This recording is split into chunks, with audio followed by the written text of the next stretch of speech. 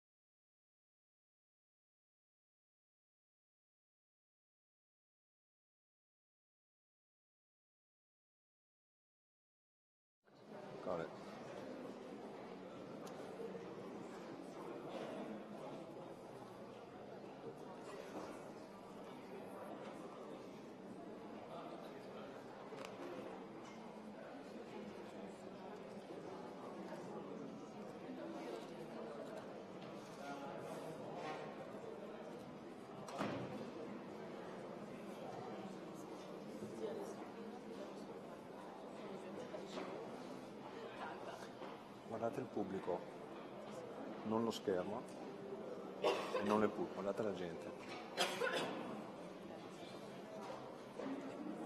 Anche il computer va bene, ma non guardate lo schermo, è bruttissimo, perché tu parli con loro, non con lo schermo. È quella regola di base, che io sbaglio sempre.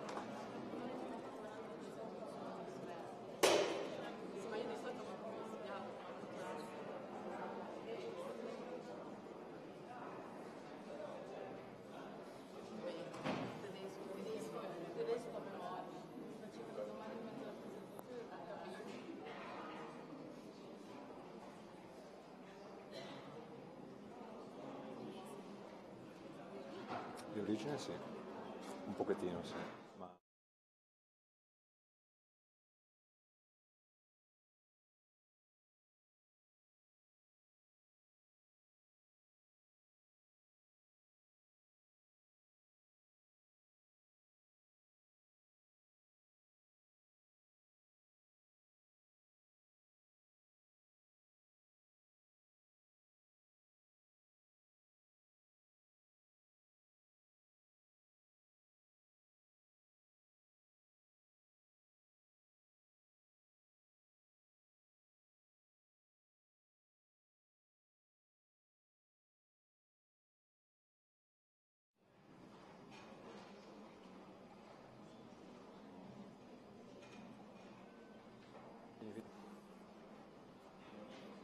So, welcome back everybody. Thank you for joining us again. I hope lunch was great. You all had the risotto, I hope. I had like 3 servings because it was really good. So, we're going to start the afternoon with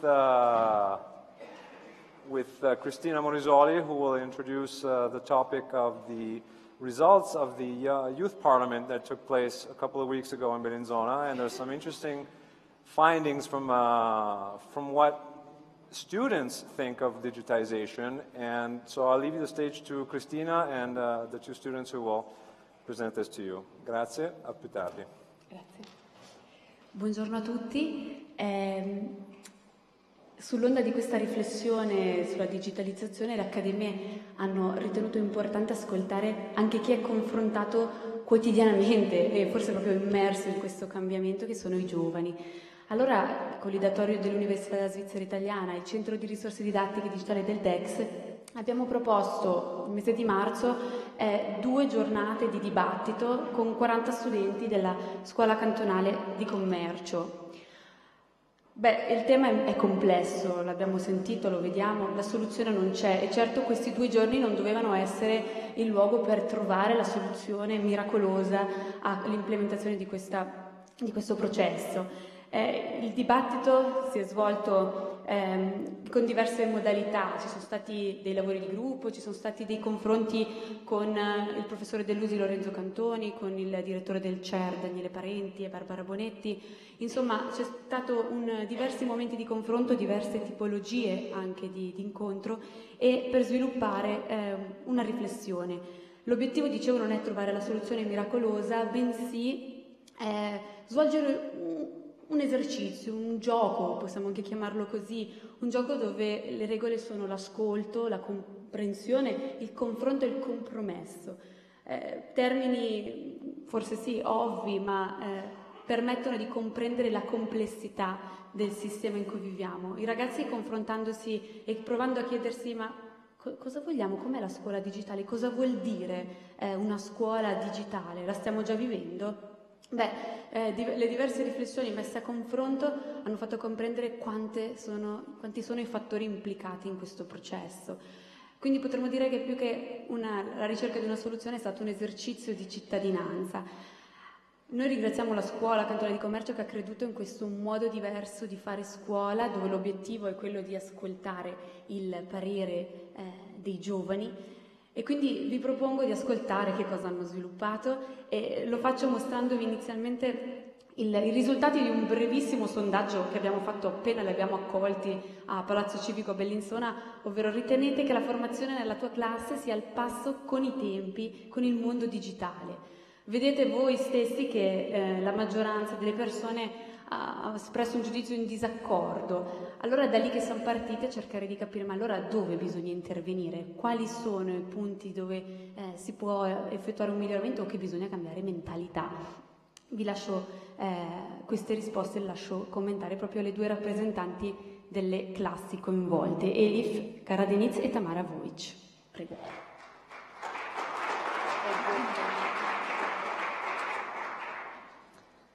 Buongiorno anche da parte mia, vi ringrazio tutti per essere venuti.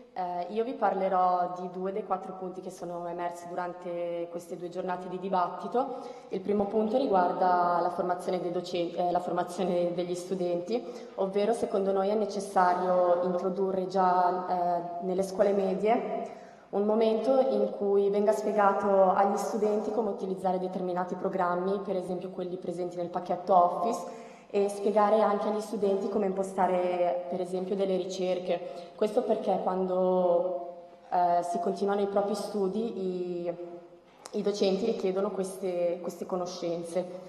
Il secondo punto parla della formazione dei docenti, ovvero secondo noi è importante portare la digitalizzazione nelle scuole, però prima di far questo è necessario che vengano formati i docenti, vengano formati sull'uso delle infrastrutture. Per esempio, non so quanti di voi sanno come devono essere utilizzate delle lavagne interattive. Da noi a scuola sono pochi i docenti che utilizzano queste lavagne e infatti a me è capitato soltanto in un momento di vedere dei docenti utilizzare queste lavagne solo perché si sono appoggiati contro queste lavagne e nel momento in cui si sono appoggiati si sono resi conto appunto che la lavagna è interattiva. Prima di quel momento non sapevano che la lavagna fosse interattiva. Oltre a questo è necessario che i docenti inseriscano durante le loro lezioni dei supporti, ovvero per esempio che inseriscano che aiutino gli studenti nell'apprendimento,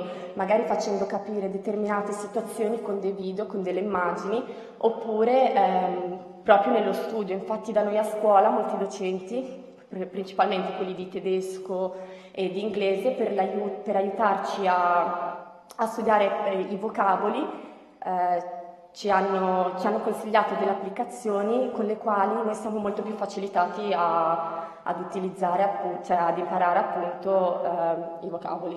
Oltre a questo si deve spiegare ai docenti che i supporti non devono rimpiazzare la lezione. Per esempio il PowerPoint non deve essere ricco di informazioni e rimpiazzare quello che il docente poi andrà a dire. Dunque il PowerPoint deve avere dei concetti chiave così che gli studenti riescano a capire meglio quello che verrà spiegato senza concentrarsi troppo su quello che c'è scritto sul PowerPoint.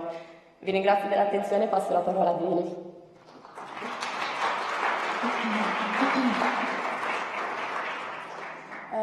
Buongiorno a tutti anche da parte mia, io vi parlerò degli altri 2 punti. Il primo riguarda le infrastrutture.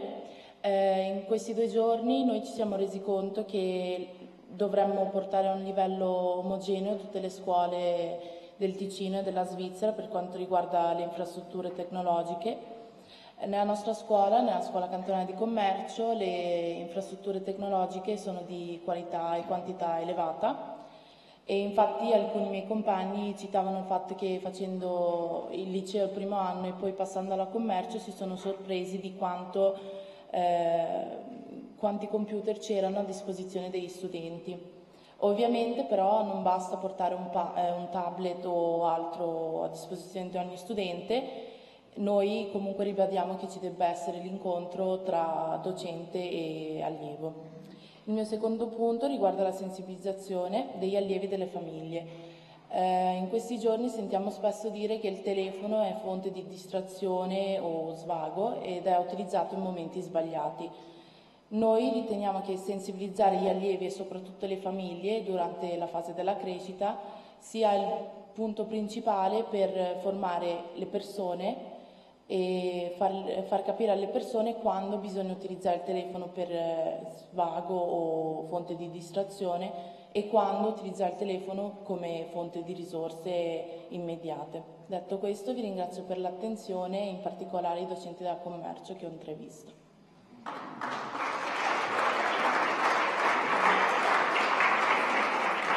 Grazie.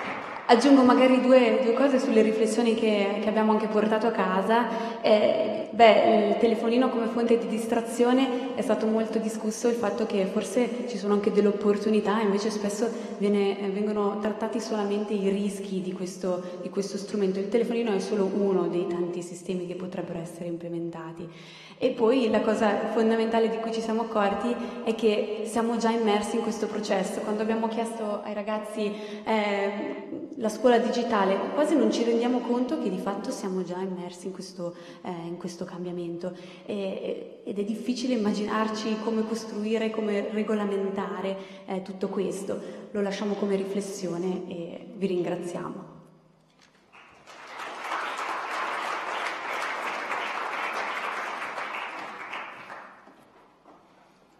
Grazie per questa interessante presentazione che tra l'altro appunto avevo potuto leggere anche un po' prima, volevo inserirlo in qualche momento del dibattito, non c'era tempo, ma quindi anche il messaggio, se ho capito bene, è anche verso i formatori, no? Non soltanto verso gli studenti di essere digitali, che lo sono già in un certo senso, ma anche verso i formatori. Comunque, prossima tappa in agenda abbiamo un filmato della XIA, Roberto Borioli, giusto? Che ci presenta un po' questo. E ho capito che è un concorso, però ce lo spiega un po' meglio e ci spiega un po' cosa fai. Benissimo, grazie. Il filmato è pronto, quindi. Sì, assolutamente, credo. Lo fanno partire dalla regia direttamente. Prego. Well, let's talk in English so everyone will understand. I'm very pleased to be here to present a digital product produced by one of our students at XIA. XIA is a vocational school in design, and we have also a motion design program for a level of a college of higher education. We produced 6 videos using digital devices, and we chosen one to present to you. So please take a look and enjoy. Thank you.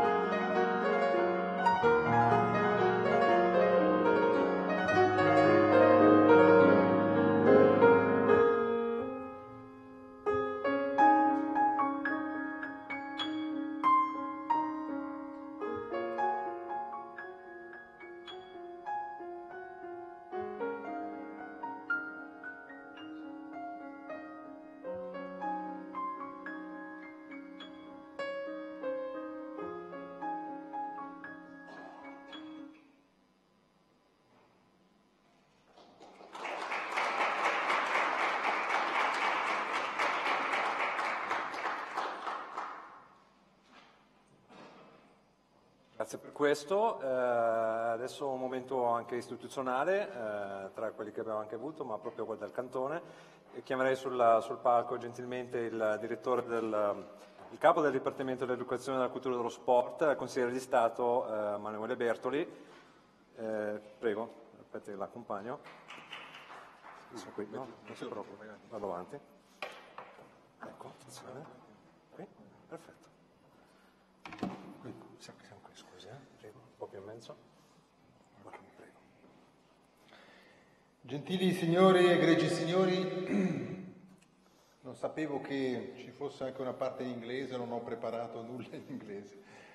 Il mio inglese è un inglese da viaggio, ma non adatto a uno speech, per cui mi permetterò di farlo in italiano sperando che le persone che non capiscono questa lingua possano in qualche modo comunque avere accesso a qualche concetto espresso nella lingua di Dante.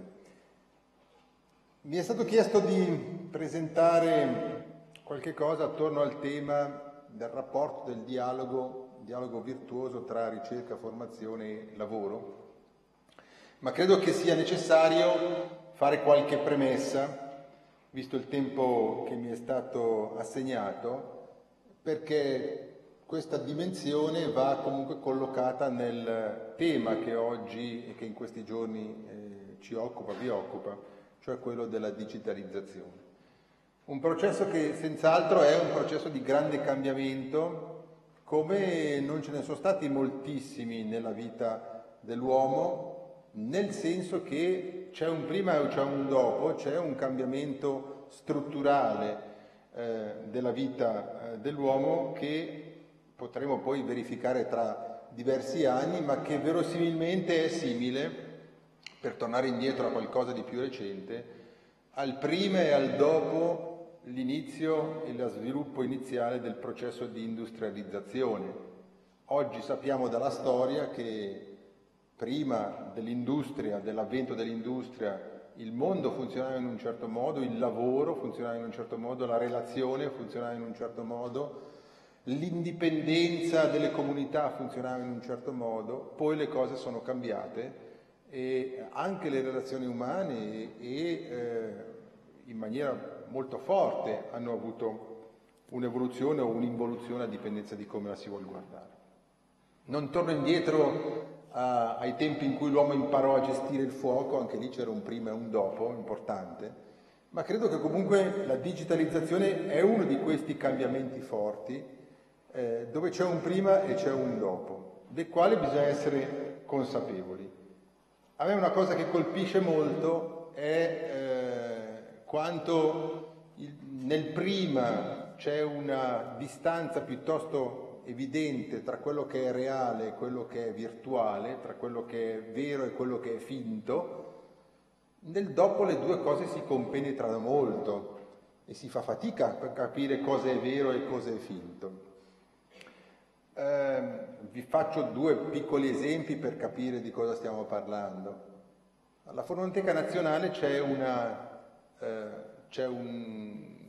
collezione di vecchi dischi degli anni '20 che sono talmente delicati che non possono essere toccati senza essere rovinati. Per trarne la musica è stato immaginato di fare delle fotografie ad altissima definizione del disco e da quella fotografia digitale viene tratta la musica. Per me è magia, devo dirlo molto apertamente, ma credo che cominciamo a vedere che da una fotografia, da un'immagine, pur fatta digitalmente, traiamo quello che originalmente era suono.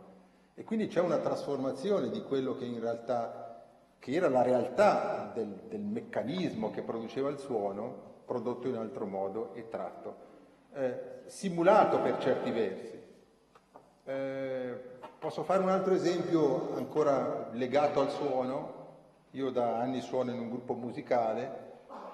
Oggi se voi andate a registrare un disco vi rendete conto del fatto che potete suonare male, tanto il computer aggiusta tutto, anche le stonature, anche i colpi fuori tempo e tutte le cose sbagliate. Cosa è vero? Un po' come Photoshop, no? Cosa è vero e cosa è finto? E questa dimensione di simulazione, fin dove ci porterà?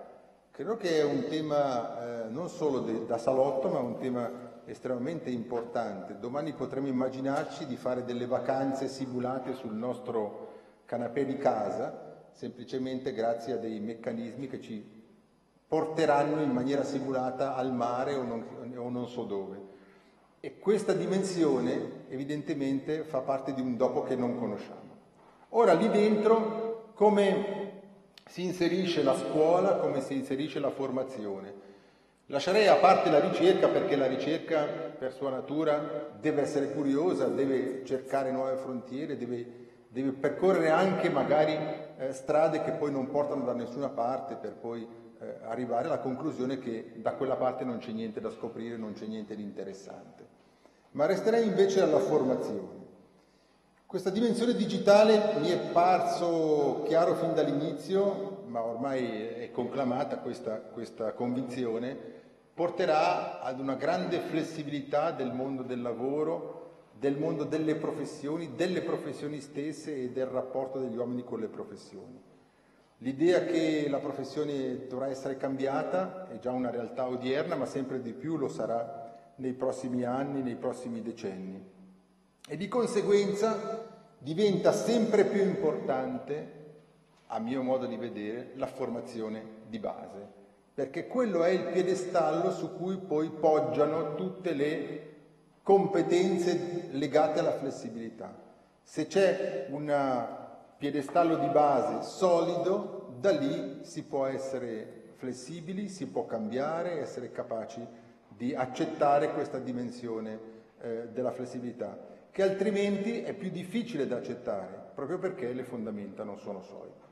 In questo senso io sono convinto che rafforzare la scuola dell'obbligo e fare in modo di poter accompagnare i ragazzi alla scuola dell'obbligo il più lontano possibile, secondo quello che loro sanno esprimere, evidentemente senza fare sconti, senza fare percorsi dopati, ma essendo aperti a accettare che ognuno ha dei ritmi di maturazione diversi, sia essenziale.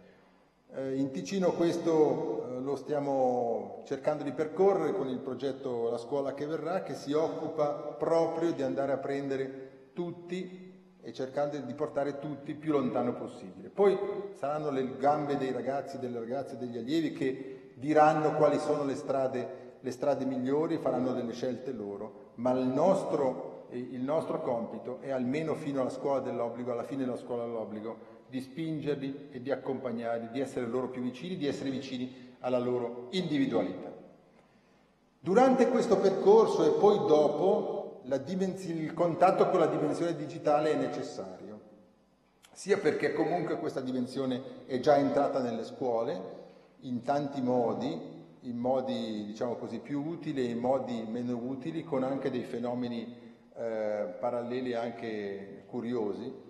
Mi dicono per esempio che il fenomeno del bullismo sui bus sia sostanzialmente scomparso da quando i bus hanno il wifi, il che è abbastanza interessante e anche un po' inquietante, perché vuol dire che gli allievi si autosedano in qualche modo con altri meccanismi. Poi magari cresce il cyberbullismo, ma però questa è un'altra discussione.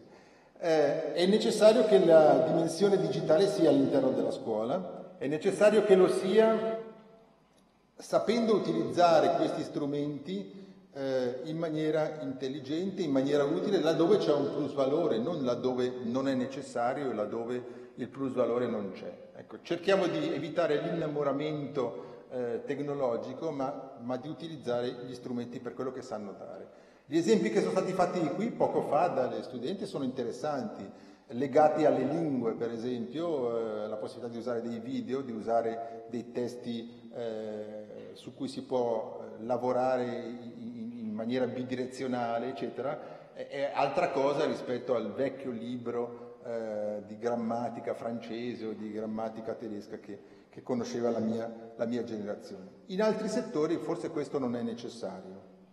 È chiaro che questo presuppone investimenti e posso dirvi che presto arriverà il master plan sull'informatica legata alla scuola.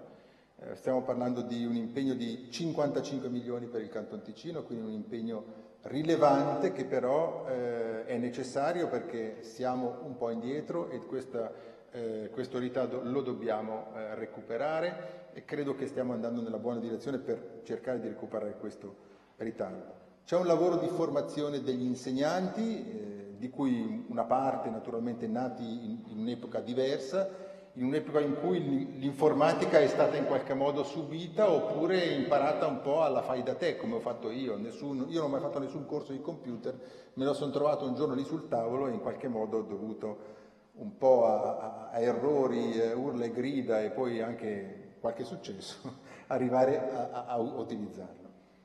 E io sono anche un tributario dell'informatica, ho un debito con l'informatica e con la digitalizzazione molto importante, perché senza questi mezzi, per uno come me che non vede, poter lavorare sarebbe stato sostanzialmente impossibile. Quindi oggi non sarei qui a farvi questo discorso, magari l'avrei seguito dal pubblico, ma non sicuramente nella posizione in cui sono. Quindi la scuola deve assumere questo impegno di utilizzare bene questa tecnologia e di farlo in maniera intelligente, lasciando che però la scuola sia ancora anche un luogo franco dall'informatica laddove non è necessario, ma non per difendersi dall'informatica, ma perché non sempre questa presenza anche molto attrattiva è necessaria. C'è una discussione anche feroce in atto tra la scuola, le famiglie, sulla presenza di questi aggeggi che a volte è veramente, come dire, infestante. Infesta la relazione, soprattutto la relazione tra ragazzi. Io lo vedo nella mia famiglia, ma lo vedo anche nelle discussioni, diciamo così, più professionali. C'è un problema, secondo me, legato alla una certa mancata capacità o a mancate modalità di possibilità di relazionarsi in maniera più diretta, perché oggi c'è la possibilità di farlo in altro modo. E quindi si sfugge dalla relazione diretta perché ci si rifugia dietro questa relazione mediata attraverso questi aggeggi. La scuola deve anche tematizzare questa questione, che è estremamente importante per l'evoluzione dell'uomo, che deve saper relazionare con gli altri uomini in maniera diretta e non solo attraverso questi aggeggi. C'è poi tutto l'elemento importante dello spirito critico. Lo sappiamo dalle ultime notizie, ma potevamo immaginarlo. Si sta andando verso un mondo dove l'informazione potrebbe essere non più una verso molti, ma a ognuno la sua informazione, a dipendenza di chi sei. Consapevolmente o inconsapevolmente tu dai dei dati a qualcuno e poi ti arrivano le notizie che ci si immagina che tu possa approvare o con le quali tu possa concordare. E se noi questa dimensione non la comprendiamo, non tocca alla scuola gestirla, ma non la comprendiamo, evidentemente appunto abbandonando l'idea di uno spirito critico che deve essere mantenuta fortemente, e forse ancora più fortemente oggi rispetto a questa realtà mutata o che sta mutando, io credo che faremo un cattivo servizio alla collettività del futuro, soprattutto quando di questa dimensione si parla in un paese che vive anche di democrazia diretta, che è certamente l'espressione libera del popolo, ma che ha delle sue regole, tra cui anche quelle di poter parlare di argomenti che sono realistici, sui quali esprimere dei giudizi, ma attorno a dei fatti che dovrebbero essere condivisi da tutti. La scuola quindi ha ancora parecchie cose da fare per andare in questa direzione. Dobbiamo istruire i ragazzi all'uso di queste tecnologie, dobbiamo rendere loro consapevoli del loro uso, di quali sono le opportunità e i rischi di questo uso. Dobbiamo fare in modo che questa realtà entri e li aiuti anche verso il lavoro. Sarei più guardingo invece quanto a un approccio che ogni tanto leggo sui giornali molto invasivo. La scuola deve insegnare da subito, per cui portiamo già l'intelligenza artificiale o l'avvicinamento a queste cose già nella scuola in maniera precoce. La scuola non è solo preparazione al lavoro, per fortuna, è preparazione alla vita. Nella vita c'è anche il lavoro, ma c'è soprattutto la consapevolezza di se stessi, la capacità di cogliere quello che ti sta attorno, anche una sviluppo di competenze disciplinari che poi non sono legate direttamente al mondo professionale, ma semplicemente alla conoscenza. E questa dimensione va salvaguardata assolutamente, altrimenti diventeremo solo degli uomini funzionali alla dimensione lavorativa, e credo che questo non sia nell'interesse di nessuno. Io vorrei concludere qui Sono convinto che discussioni come queste dovremo farne e rifarne in maniera continuata, anche perché questo tipo di tecnologia continua a evolvere in maniera talmente rapida che pone sempre problemi nuovi o opportunità nuove o questioni nuove alla collettività. L'importante è restare vigili, capire che cosa di buono tutta questa dimensione porta, cercare di capire quali sono gli effettivi rischi e fare in modo che alla fine sia sempre l'uomo, con la sua testa, con la sua capacità di relazionare con gli altri uomini, a governare questo mondo. Altrimenti vivremo in un mondo tanto triste e tanto arido. Grazie mille. Avanti a lei, C'è la scala, attenzione.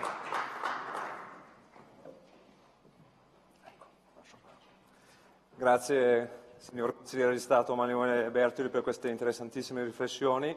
La discussione comunque continua non solo questo pomeriggio e più tardi o fra poco comunque nelle breakout sessions, ma anche in futuro, perché come avevamo detto in apertura di convegno, Digitale 21 oggi la palla è in questo campo, ma passerà in altri campi più in là, nel resto della Svizzera negli anni futuri.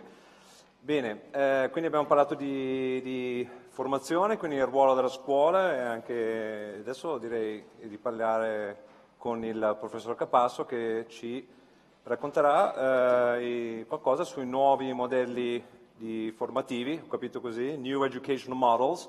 Federico Capasso, welcome on stage. E dopodiché ci sarà una piccola tavola rotonda che dovrò ancora moderare, poi dopo non mi vedete più. Prego.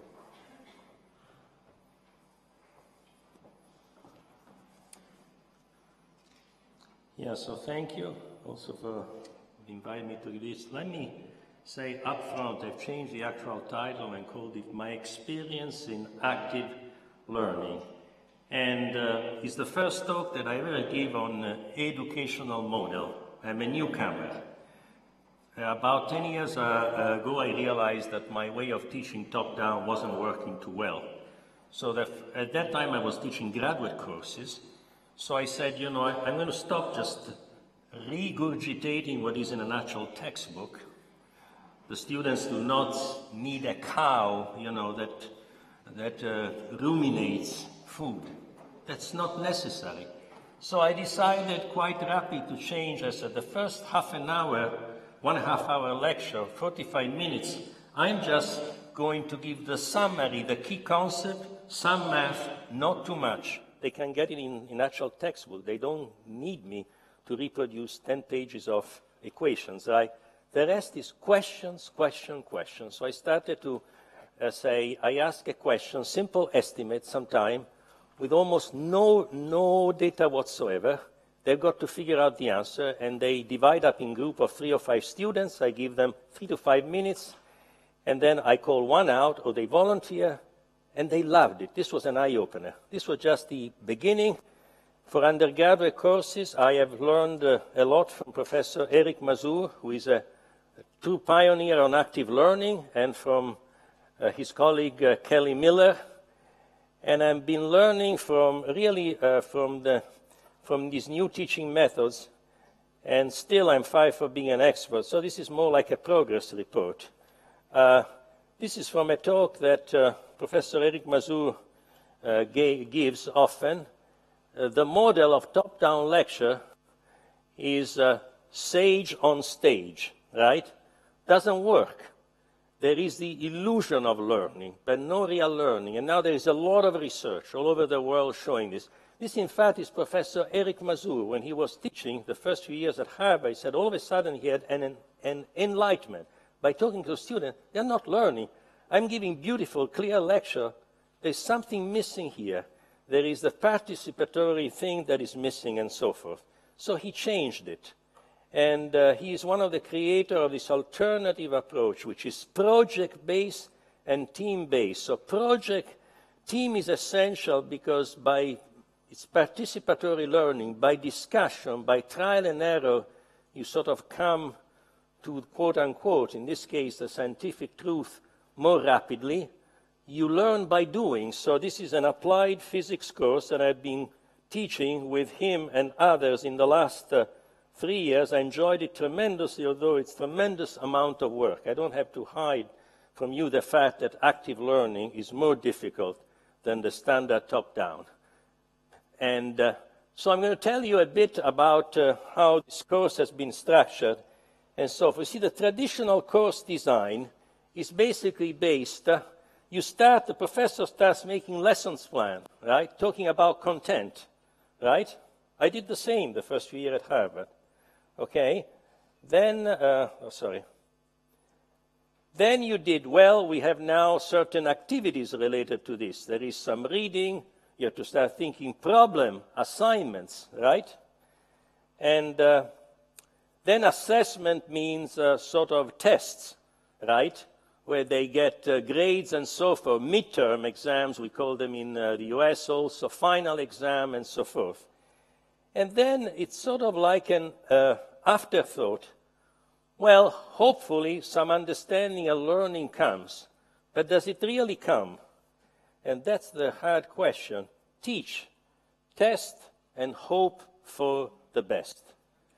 So we really have to invert this.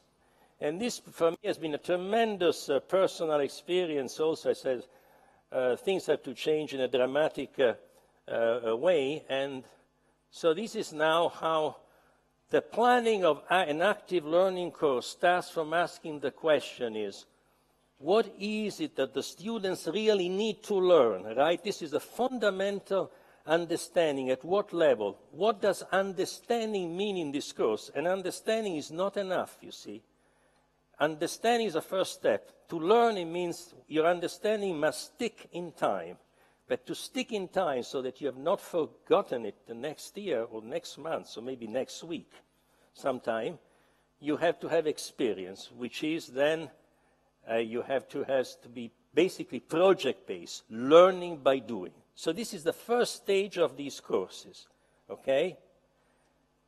And then we have to ask, what are the essential questions to address, okay? This is what the understanding is, what are sort of the thing to focus on. Then we can start to think about the assessment. But the assessment, this is not grade focused primarily on grades. There's too much obsessions in the US, in Europe certainly, not to speak of other parts of the world.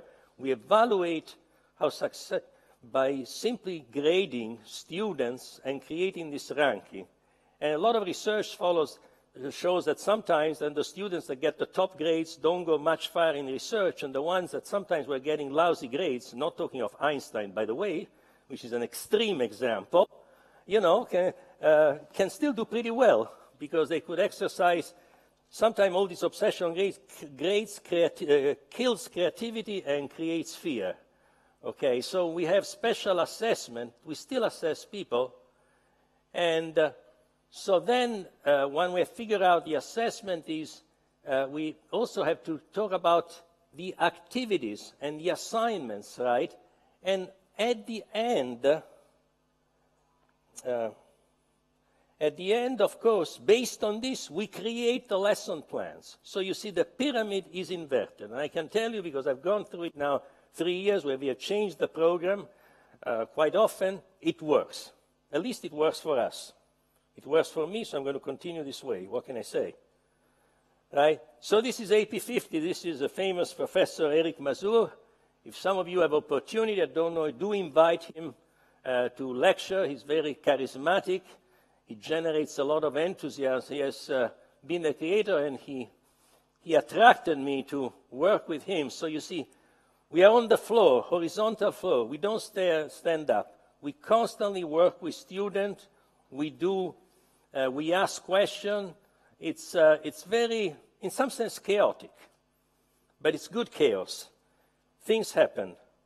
So I want to tell you how this is organized, this course. So this is, you see, formative versus outcome focus. Too much of the sort of a traditional way of teaching is based on sort of the outcome,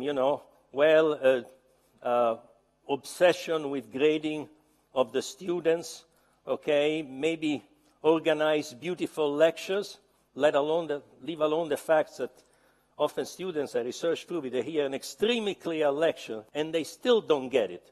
They still don't get it, not because they're stupid. They're very smart, because it's not the most effective way to communicate. So the way we are doing is, you see, this is an inversion also. They study the textbook in advance. And there is this platform, which is an online platform called Perusal. This is a company started by Professor Eric Mazur. When on text, they find the book. And then they can annotate the text. They enter question, and there is a chat room for discussion of questions. Now, you might ask, are they going to read this stuff? Of course, we actually check it, and I can tell you that at the end of the last semester, or 2 semesters ago, where I taught also this course, there were over 20,000 annotations at the end. And we could prove that practically all the students, this is a course, by the way, that varies between 65 and 95 students. So there is a lot of discussion here. So this is first they do this. Then the next activity is called learning catalytics. And that's, I think, very exciting and innovating. What we do is they go online, we start a session, we deliver a question to their laptops, and in the first phase, which is it's about 1 minute, they individually enter the answer. We look at the histogram of the replies, and then we say, stop. Now the next thing is you go into the discussion phase, and it's fascinating because rapidly they converge much closer to the correct answer. So again, it's learning through discussion. This is a Socratic method in action. Then at the end, I stand up and I explain the correct answer. And often I supplement it with an in-class type of experiment. I become quite good sometimes with some old equipment I find in the basement of the physics laboratory, some 19th century stuff. I can show a simple experiment, and that's very illuminating. So this is the learning catalytics part. And then there is, let's see what there is next. No, I want to go further. Now, in class, we have a lot of things. A tutorial where we deliver questions, and they work through them in real time. These are qualitative questions, and the instructor circulates among students with my teaching staff about 95, we need about 70 Fs to do a good job. And we are constantly being bombarded by questions. So, see, it's not easy. You become very humble when you teach this way. You really understand there's always something new that you have to understand, even at the most elementary physics concepts. So I am nervous often. I say, I know I can make mistakes, but I can't make too many mistakes. So I have to learn how to be fast on my feet, because you are constantly bombarded by questions. Professor, or Federico mostly, because you're in the United States, I don't understand this. Explain it to me. Okay, so I have to. It's a constant, it's a good battle. Anyway, so then the next one is and that's fun, the estimation part. Estimation in modern science, you could say that Enrico Fermi, basically, he was very famous for his Fermi questions. He would ask a question such as, estimates the number of piano tuners in the city of Chicago, or more on the physics side, estimate the actual sky is blue, tell me what is Planck constant. So you have to make guesses. So we give them questions like this. There are no input data. Figure out the answer. This is a very powerful method to learn how to estimate things. It's tremendous fun. So I try to create questions, new questions. For example, I created one that was fun. What is estimate the pressure in a bottle of champagne? No data, no other data. It turns it is about 4 atmospheres. And it takes about 6 or 7 steps. You can make a mistake in each, but the mistakes compensate each other, so you tend to converge to the right answer quickly. The next one is real problem set, okay? The problems have been delivered before, a day before. They come in class, and they annotate. They are allowed to discuss the solution, but they annotate it with a red pen, so we can tell first what was their input and how they learned by discussion, because they added, they made some correction. And the so-called readiness assurance test, which is a synchronized It's an in-class test. It's a true exam.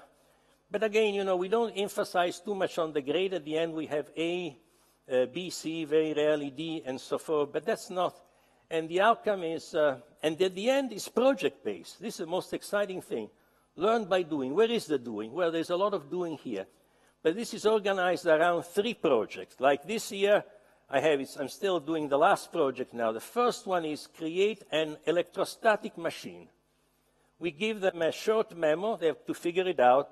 The teaching assistant help, and then they give a demonstration. And this is actually, sorry, the project fair. This is it.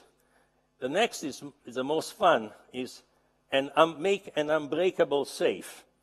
Now, of course, a successful one can make one that the other student can't break, but most of the time they're a smart student who can break practically any safe. This is a safe that is designed by electromagnetic principle. You'll find there is a spectrometer to do chemical sensing, to look at light from the sun and figure out the chemical. The projects are demonstrated and judged like in a science fair by a panel of colleagues. So I don't want to take much time because the students have to come up and they're doing the most important part. But there is an important question. How does feeling of learning correlate with actual learning for physics majors? So some of my colleagues, Kelly Miller and others from the Department of Physics, she's in our School of Engineering, looked at this and they are writing a major paper, and she authorized me to tell about it, although it's not published yet. It's been submitted. So I tell you what the idea is. You can, I'm not going to spend time discussing the experiment, but basically this is done with all the statistical control and so forth.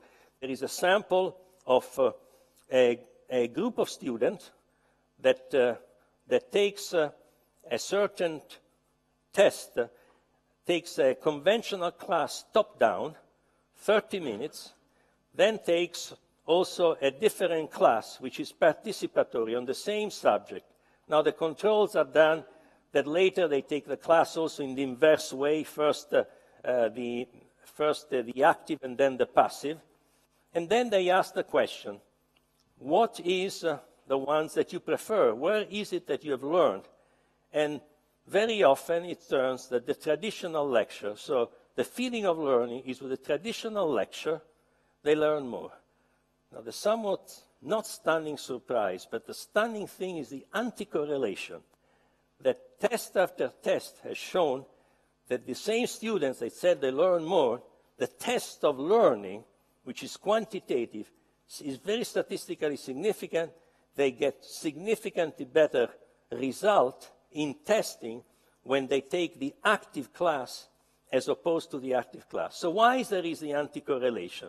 It makes you think, well, if you hear a beautiful lecture, illusion of understanding. But you see, the real learning is when you struggle. And when you struggle in active learning, it's massive. You make mistakes, you interact with people, it looks very noisy. So you have the feeling, you don't have this beautiful clarity coming through a great professor that you're learning, but you're not really learning so much.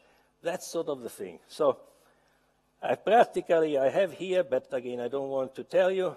I want to put some concluding personal remarks based on, I say personal, because that's what they are, but it's based on my experience. See, active learning goes back to the Socratic method. It greatly reduces the barrier between the teacher and the student. Famous Indian philosopher Krishnamurti, this is a literally quote from him, all authority is a hindrance, and it is essential that the educator should not become an authority for the student. I'm saying be aware of the imprinting syndrome. You know about the great research of Konrad Lorenz, right? That the little duck follows the big duck. There is the risk of imprinting by professor, particularly successful professor, okay? Maybe they don't realize, but I've seen it sometimes. I want my best student to become professor like me. I'm the role model. They don't say, that's the message. In a society which abounds with exciting and fundamentally difficult problems to solve, energy, climate, that we need people going into the world into companies and so forth, this is a very limiting view. I mean, the little ducks following the big duck, I don't think so. I think we should try to avoid this imprinting or cloning syndrome. And, I go as far as saying, I learned this at Bell Labs. The seminar was fantastic, as Maurice Campagna remembers. It didn't matter. You were a poster on so forth. Even the famous people were coming in the field would get very hard questions.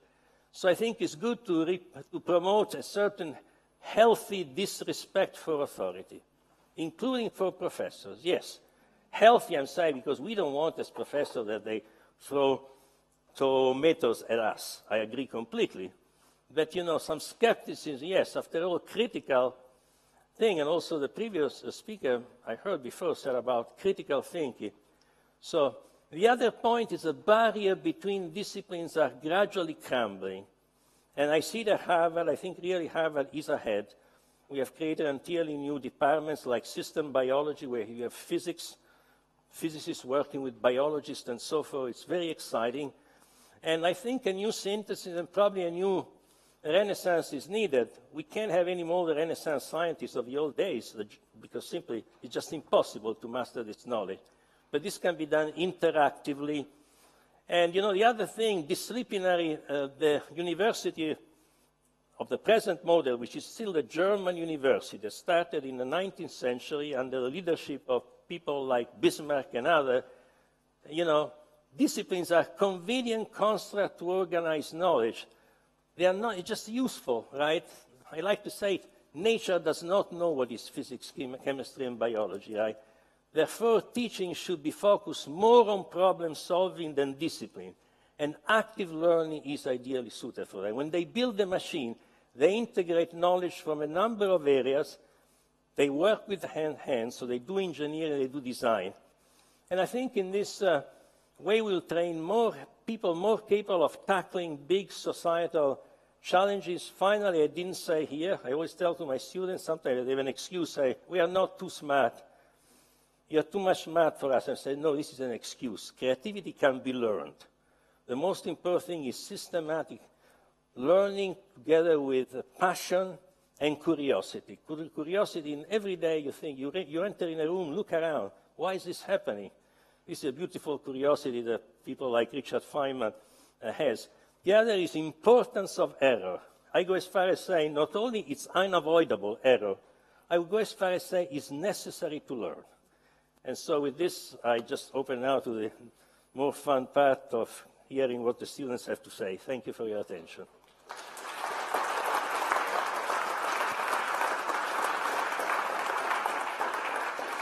Thank you, Professor Capasso, but you must stay on stage apparently, but you can have a seat just nearby. And there are two students here that with whom we're going to start a little conversation, if you can come on stage now.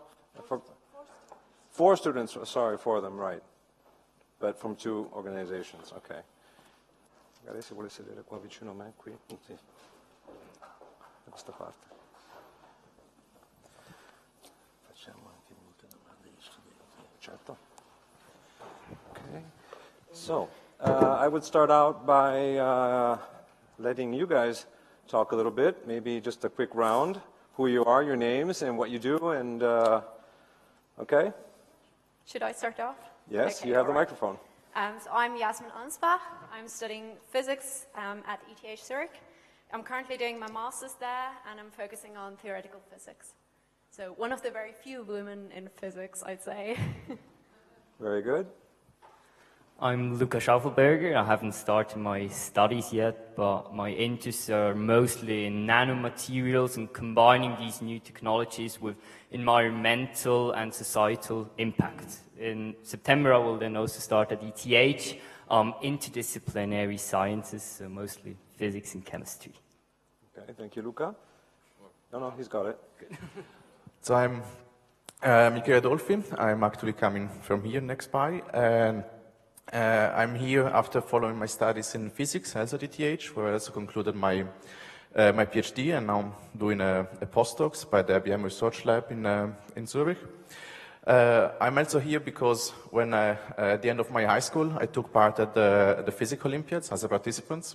And afterwards, I got more and more involved in the organization, and now we are now carry on this umbrella organization with many scientific Olympiads, from physics to math, philosophy, geography. So we have 8 of them, and I guess we're here now to also to give our inputs on what we can provide in our coaching, and maybe what we can give as ideas for other implementation of learning.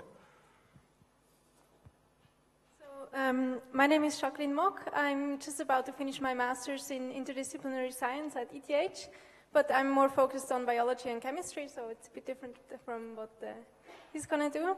And I'm also here because I participated in the biology Olympiads in 2011, and I've been a volunteer ever since.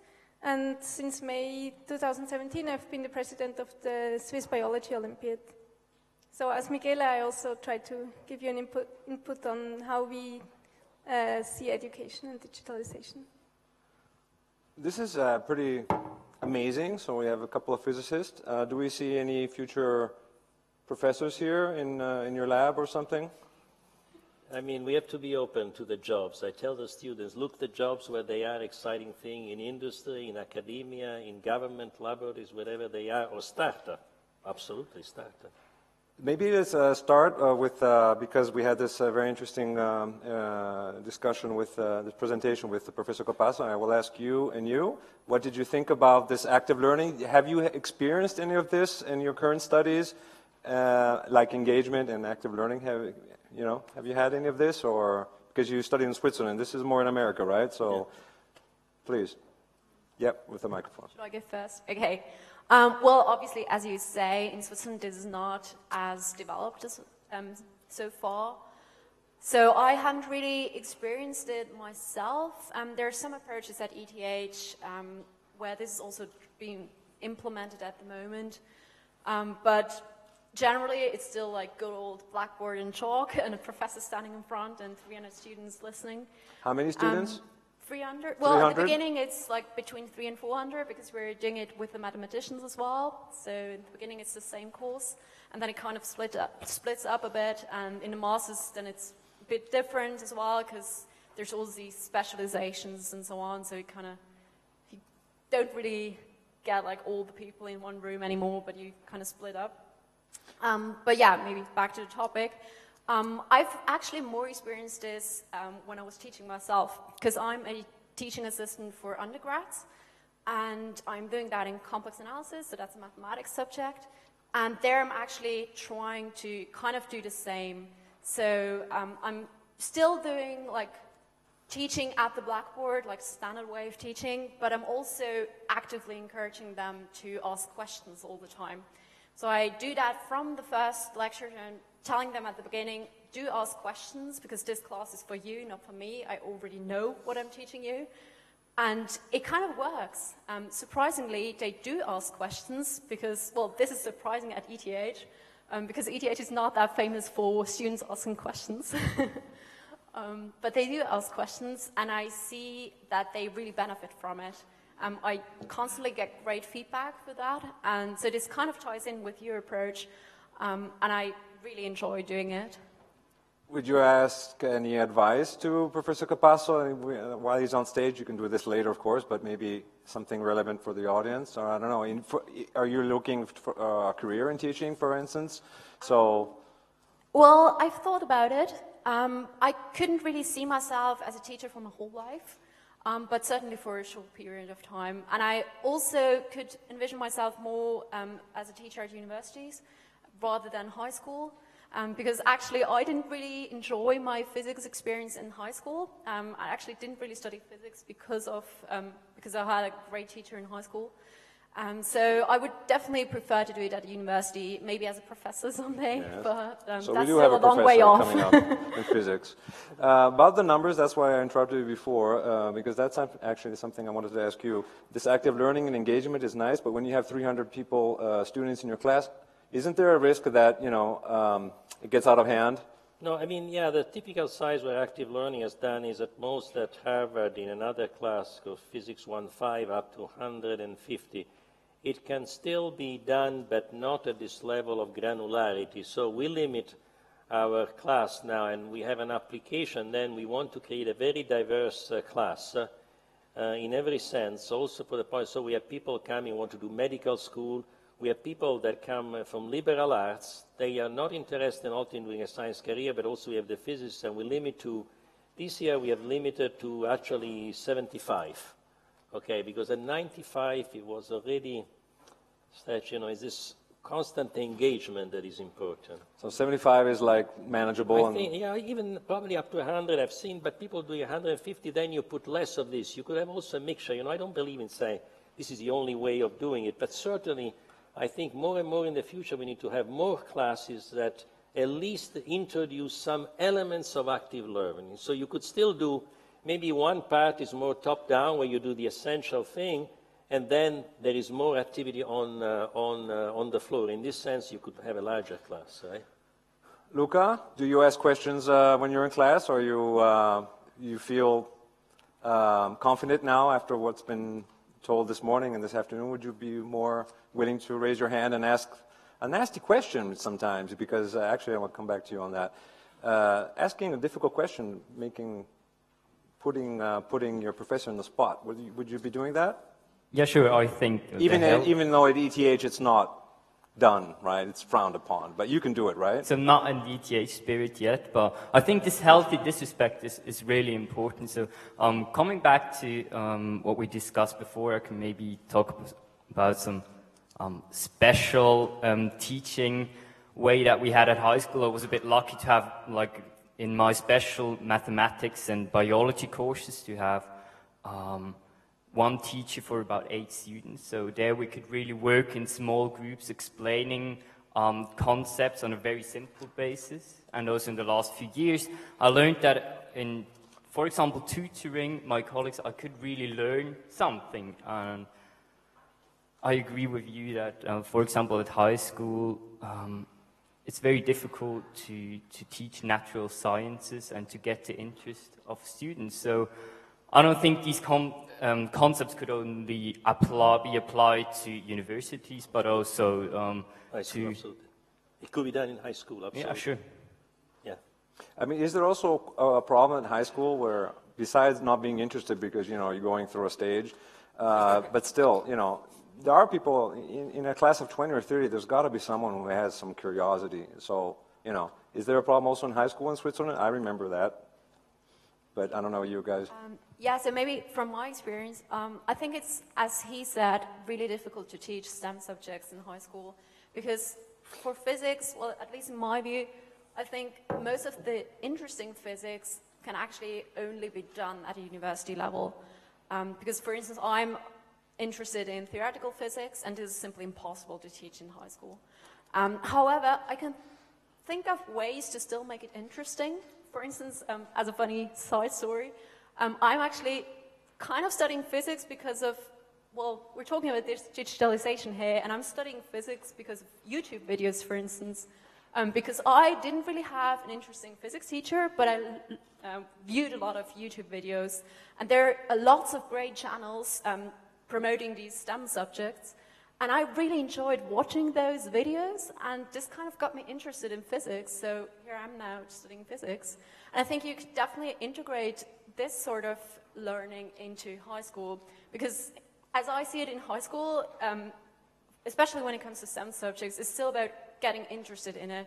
You don't really have to learn all the nifty details. You can still do that at university level, but in high school it's definitely about raising interest. And YouTube videos, for instance, could definitely help doing that. Great. So this has nothing to do with Big Bang Theory, right? Not really, no. So Okay. it's basically... Obvious question. there are but I can maybe dedicated take it on channels this. But actually, there's a discussion on that. Because actually, that's actually something that we managed to propose in the Physics Olympiads. 2 years ago, we managed to bring here in Switzerland the International Physics Olympiads with more than 450 participants.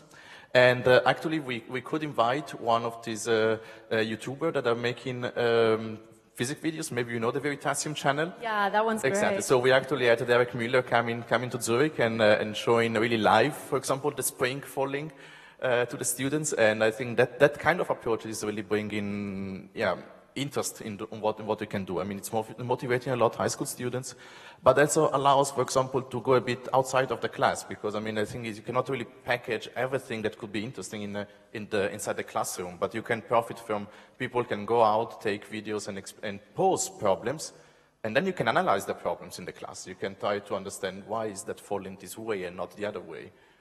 So these kind of videos maybe are good for posing the problems. Maybe they should not show the solution. So this will actually lead me to a discussion or just what you think about mass open online courses is one of the topics, so MOOCs, which is, well, yeah, there's YouTube and there's something more structured, which is MOOCs. Have you ever had a MOOC, for instance, Jacqueline, or are you familiar with this form of teaching and learning, or introductory learning at least? Yes, so we had one lecture in my master's, so we were encouraged to watch also a certain channel on YouTube, and I think that helped a lot to see different perspectives, also apart from what our teacher or our professor was teaching us. But yeah, sorry, but from a digital perspective, like you said, what clicked was because you started watching for some strange reason these videos on YouTube. But would the MOOC format be another way to, you know, have this click happen? Because again, when you're 15, when you're 17, you couldn't be bothered with most of the stuff that you're learning at or trying to learn at high school. But then, you know, maybe the digital format will help. Would you agree? Definitely, yes. I think one of the advantages of YouTube is that you always have suggestions on the side what you could also watch. And then maybe you're not so interested in the video you were watching in the first place, but you see something amazing popping up on the right side while you're watching it, and then you start clicking forward and forward. I think that's maybe something that could help. So on this stage, if Professor Capasso would engage in an introductory physics course online, you would definitely sign up. Am I right? But I think that's against what he's actually trying to do. Yeah, I mean, can I you totally lose interactions. Let me comment on this, in fact, because I have been asking my colleague and friend Eric Mazur, why don't we bring online the actual course? And he said, aha, Federico, the statistic shows that a lot of these courses, the dropout rate is enormous. There is a famous course from a famous university. I won't mention it because I don't want to say we are better or in fact worse than them. Okay, and they sign up to 100,000 and they terminated only 1,000. So Eric gave me this. You see, why is this happening? Because there is not the social interaction between the community that forms here. And it's possible to do it. You would have to create good chat rooms in the model that what we are using here. So because if you are part of a group, you actually, the dropout rate goes down dramatically. We see, look, there is a normal distribution, or sometimes it's a bimodal distribution in every course. We see that in this model of our active learning, the stragglers, the ones that are maybe slow, eventually near the middle or the end of the course, they come up to speed because there is a support group. They work as a team on 3 projects, right? So I think this can be done with online, but it hasn't really been developed at the rate that I think it should. It's possible. So yeah, this is actually one of the subjects of today. One of the topics of discussion is, well, you know, what is digitization? Nobody really knows exactly. So. But perhaps it's an opportunity. MOOC is definitely, I mean, we have them also here at the university in Lugano. We've launched a couple of MOOCs on a specific thing. Again, the dropout rates are huge, but still there's so many at the end who will sign up and eventually maybe, you know, come to class because classroom interaction is important. Do you agree on this? Or do you see opportunity in the massive online thing leading then eventually to classroom? I really believe that social interaction between the teacher and the student is important. On that behalf, I totally agree with you. But I see a chance here with the MOOCs that we can really optimize the physical place of a university being more of an exchange platform than a place to just hold lectures. Because if we have this relation of 1 to 300 students, then the social interaction is also not present. So by maybe incorporating these MOOCs more into the structure of studying and focusing then university more on this active learning part in groups, with also smaller ratios, project-based, where we can also bring together, will also be a topic later, different startup corporations, experts in the field, and interested students. So I really see a chance here. And maybe there is really the link, what Professor Capasso was saying before about preparing. The students prepare before by reading the textbooks. Maybe they could attend MOs before, and then they come with the questions in the class. But I still have a question for Professor Capasso. When you say that you create these active groups, what's the size of these groups, and how often are the students actually always teaming up in the same groups? So do you force them to mix? No, we choose. Okay, we divide them up in groups. So let's say we might have, if we have, let's say, 70 students, maybe we divide them in a group of 5, and they work on the first project together, the work leading to the first project. Then when the second project starts, we create an entirely different team where we mixed up. So they don't hang around always with the same, so there creates a bit more chaos, yes, which is good. Okay, a bit more movement, and it works. This is absolutely essential, I think. Jacqueline, you wanted to say something on that? Yeah, I also have a question a bit related to that. I think one of the dangers of these massive online tools is that you could easily get lost. You start up researching on one topic and you end up researching on something entirely different. So in your active learning classes, do you also engage in developing certain research questions, or do you give your students a guideline on which path to follow? I mean, you should not restrict them too much, but still. Absolutely. The first step is annotation. So they know that we are going to do our online in-class discussion of a particular chapter or unit on a certain day, and we give them a few days before, a week before, to study thoroughly. They go online. We don't distribute books. They have to go online, and they have to start asking questions to each other. There is a chat room, and they annotate it, and that's learning already. Then at the end, there is what gets created is a confusion report that I read. And out of that, I formulate, or my colleague Eric Mazur Kelly, who also works with me, at the beginning of class we say, you dive down, and these great questions have come up. And often there is some great questions, like one last time, really, I said, this is amazing, you know. We have done just the law of refraction and reflection of light, which you can derive mathematically in a simple way. And the student said, I need a deeper question, a deeper understanding. And then I started, oh, it's great. Fermat's principle of minimum time in the propagation of light. I explained this way with graphics, and they just loved it.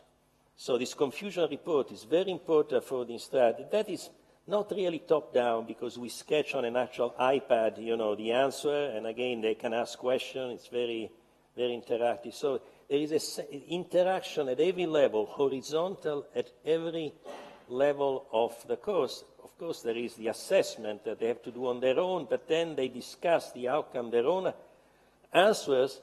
They go in class. They have this red pen, literally, where they have to mark if they make changes to the solution, and it's an honor code. And in the honor code in the United States, it's treated very seriously. If a student breaks the honor code, cheating or duplicating, they can be literally thrown out of the course, and in extreme cases, even out of the university. So there is a good honesty in this.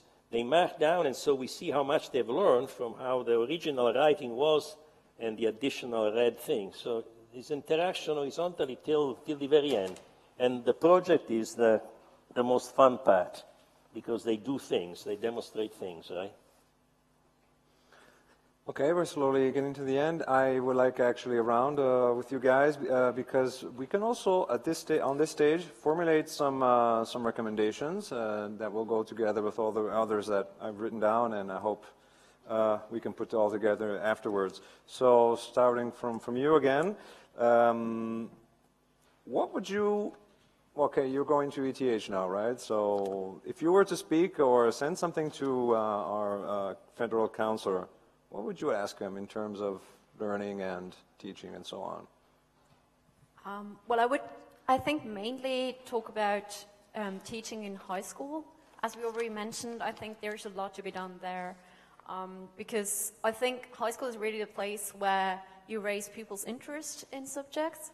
And I think, especially in STEM subjects, there's a lot to be done. And so, as I would recommend, I would definitely make this a bit more interactive and maybe include like YouTube videos that we talked about and stuff like that.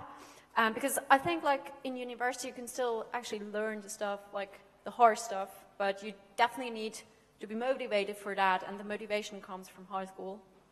And also maybe on a different note, I would definitely, when we're talking about digitalization, I would definitely try to include everybody. So we didn't really talk about this now, but especially when it comes to university at ETH, there aren't that many women. And as was already mentioned today in the talk by the ABB boss, well, women are definitely lacking in like these subjects, especially STEM subjects, and obviously digitalization comes hand in hand with those STEM subjects, so I definitely would ask him about that as well, because this is a topic very close to my heart, because I experience it every day. There aren't that many women in physics, and I kind of fear that women will be left behind in digitalization as well, because they're not that present in these subjects. So I would definitely ask him about that and how he would try to remedy that. Yeah. Luca? So in this round we've talked mostly about high school and university, but in the talks before it was also, we were speaking about primary school, how we should integrate already digitalization at a very young age. And my personal opinion is that to understand the developments that occur now and will occur in the next 20 years, to have this critical thinking, I believe that we should include, for example, IT programming languages already at an early age. I don't think that this excludes personal interaction, but instead to have this critical thinking that is important in the Swiss educational system, but is missed a bit now in the case of digitalization. We have a very consumer-close approach to the new product and do not understand them bottom-up. So this could be changed in our education system already at an early age. You mean like middle school or even before? Yeah, okay. Exactly. Your turn. So without repeating the others, what I wanted to maybe bring in as an input is that also I remember in the discussion yesterday from Economist Suisse about changing the skills that are needed. I would really repeat that I think need to change a bit from maybe changing the methodology that we teach. For example, even in the first years at university, where, for example, changing from the basic methods that we continue to teach and repeat, but to switch to how to use the results of the method. So, for example, we're also discussing with Professor Capasso yesterday that for him it was really that they were stressing on understanding how to compute integrals, because they really had to do all the time the work by hand. Now, yes, you still teach it, but you know that eventually you rely on other tools that will compute the calculation for you. So there is a bit less focus on all that manual technique, but on more using it. And I think that happened already. So I think there will be another change that will be in using, for example, the data that we get out of all of these systems. And so understanding, being critical on the data that you see. So these critical things and solving complex problems not by doing all the job, because you will get tools that are going to deliver you information and data, but you need to understand what they mean. Jacqueline? Actually, my suggestion was very much along your way. I think it will be important, especially for high school teachers, to provide their students a guideline on how to use this vast amount of tools they can access at the internet and this huge amount of data, how to be critical, how to formulate decent questions so that they won't get lost in this space of information that's out there and also misinformation that's there. Okay. Well, I thank you, those of you from the Schweizer Jugend Forsch and from Swiss Olympiads. This was actually pretty good. It was a bit too short. I would have gone an extra length, but we have. Well, we can stay here. Yeah, you can stay with me and have a chat, but I'm boring. So we have the breakout sessions now. From what I understand, you all have a color code, so you're going to have to follow your color code. Don't ask me where. One thing, the breakout rooms do not have beverages, so if you think you're going to be thirsty in the next hour, take a glass of water on your way out, okay? And I'll see you around later, okay? Cool.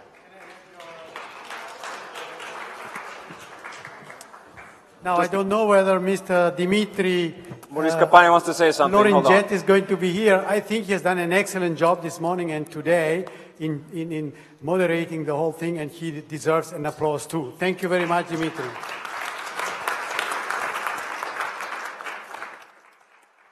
Grazie, professore.